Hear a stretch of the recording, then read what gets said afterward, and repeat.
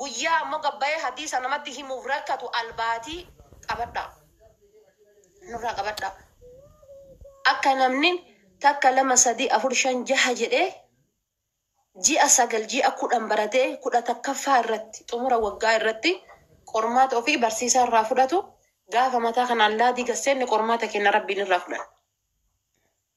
Siniif galee warri sheeka taphachuu barbaaddan jechuudha. Warri sheeka taphachuu barbaaddan. Siniif galee miti. Warri sheeka taphachuu barbaaddan jechuudha.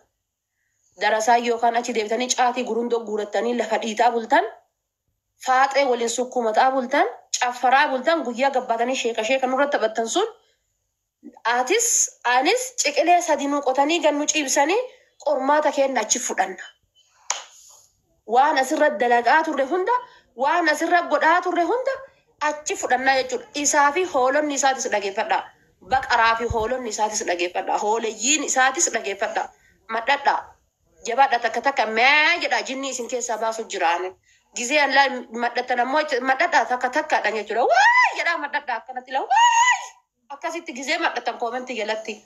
Gizee koomentii jalatti madhatan waay jedha madhadha isin keessaa baasutti jira jechuudha. Kan inni isin guuree isin keessaa akkana godhatu sana ammoo isin keessaa miicuu jira.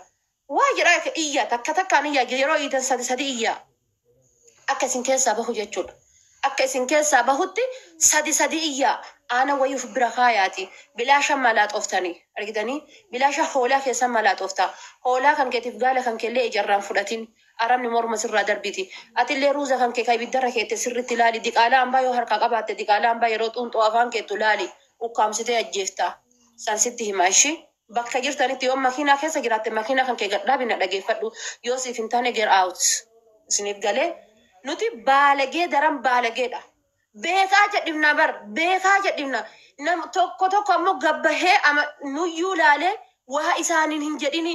Waa isaaniin hin dubbatini. Amantii tanaa hin diqqeessini. Amantii tanaayyuu waa ittiin wannan jedhin jechaadhaaf isinirraa gachadhimna.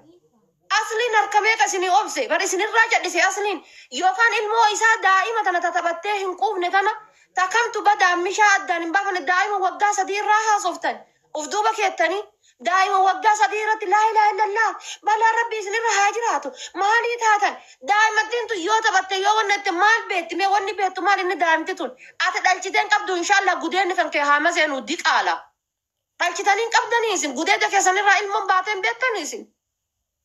Ilmoon tante bar ilmi kan kee jechuudha hanga hadhaati zinaa dalaga intalli tante diqaalaa dhalti hadaa keessa deema ati garuu gabbaatee ilmoo namaarraa dawaa goota jechuudha na aalatullaa aleetti yaa ibnul wasak. Ilmoo namaarraa ilmoon teessa garuu diqaalaa dhaltee hadaa jirti jechuudha.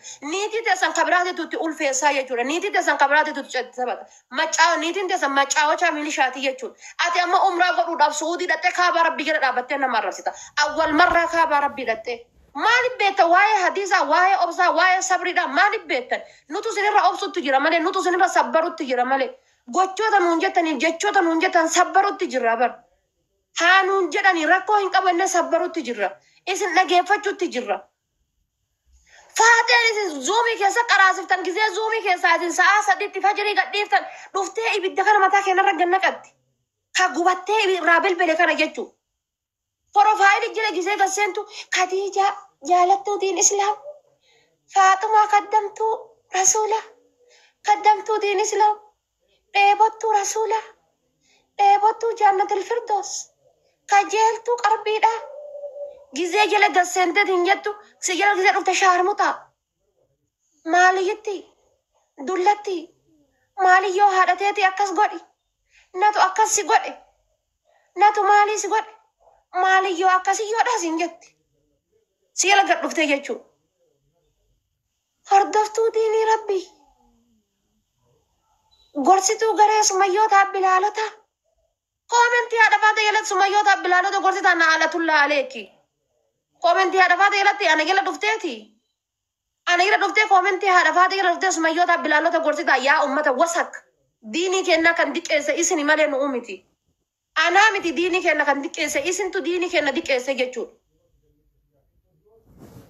ورا لا إله إلا الله جدا أرمني كيسان إرا واني أكا أرب بفاتت أرمني كيسان أكنا ديم كنا تديني كنا ديك إيسا يرجون إسلالني دينين كنا ديك أتا يرجون إسلالني دينين كنا سلبتا يرجون إسلالني قرآن كنا رديم ما يرجون إسلالني تيني مسلمة يراني تيمك قبنا تك أواجرني يرجون إسلالني تنجرون أمة وسافة كان إسلالني تنجرون malee nu laalaniiti miti durriyyee naka kenna wallaala naka kenna takka nu rakaatee waan hun jedhen beeku gaafa atiin areeda gadheeresite areeda akka re'eetitti gamma garsite suudii dhattee aanan gaalaa dhuddee aanan gaalaa si keessa dhaabatee ati dhaabattu kan waa diinii kennan jedhaa jiran ka diinii kennan namni bu'aa jiru jechuudha isiniif galee irra gadhugaa gaafa sani malee fokkataan akka kiyyaa wallaalaan akka kiyyaa durriyyeen akka kiyyaa neebar waan hun jedhaan jiru jechuudha darasaa hoo'ituudhaafi shakartoota irraa waa jiran shakartoota tiktokii dha. Hadiisa kamtu deemiti tiktokii banadhuuti hudduu haadha faaxa ilaaliti deemira dawaa godhisin jedhe. Meeshaa hafarsoo irraa haasaa.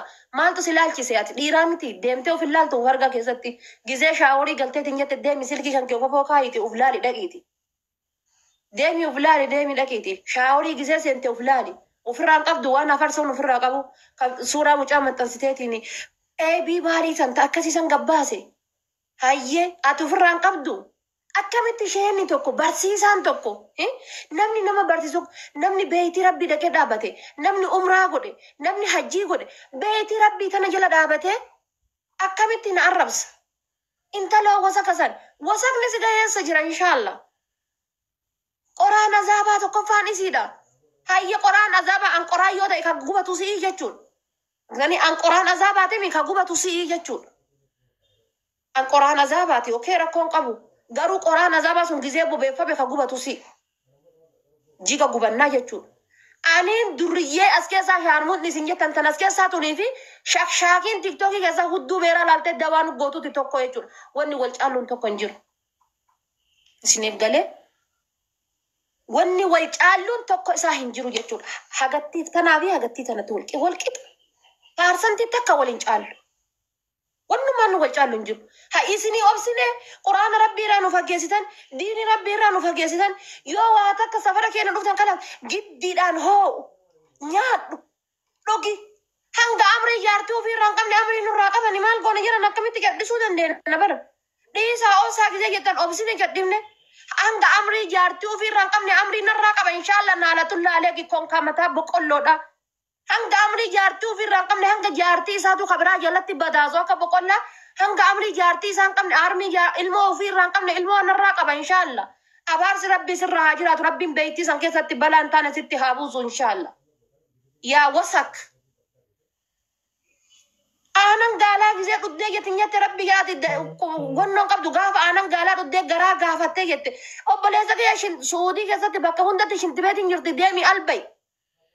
Yaa diqaalticha hadhaan ala gabbee narraa haa dubbatu hujii isa godhadha laal hujii isa godhadha osoo abaaboo taate osoo leenca taate osoo maarii taate jette jaraan nama natti hin galchina nama natti hin galchin biiftu kalaas nama natti hin galchin an nama garsii keessa kaa'ee nama waa jechuun barbaadu hanga sukkaara kiyya ofirraa qanna sun nama natti hin galchin bakka natti hin galchina kalaas isinii obsee bakka hanga namaatitti isinii obsee jiraan.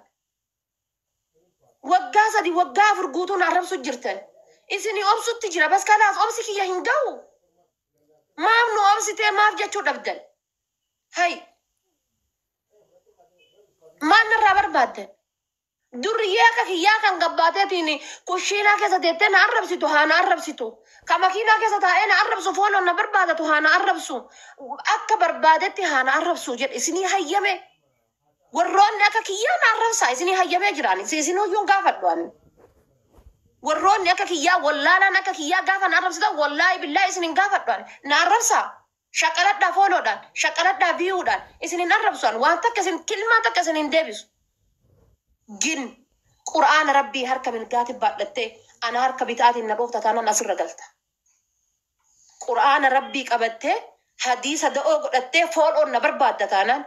Hadiisa da'oo godhattee kalimaa laa ilaaha illallah da'oo godhatteetiin biyuun na shaqalata taanaan akkoo tantee qarbii baasee haadha tantee qarbii sii deebisa. Anin qarbitti haadha tantee qarbii sii deebisa jechuudha. Sannaa beeka. midhaan ayyoon tiyya naa gootee na jala keettee yoo naa ta'e liqimsaa jechuudha. Yoo naan taane hin dhiisa.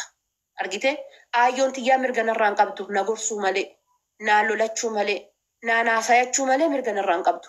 Niitii tantee irraa mirga hin qabdu. Argite niitii tantee irraa mirga hin qabdu. Ilmoo kan kee kadhalchite irraayyuu mirga hin qabdu.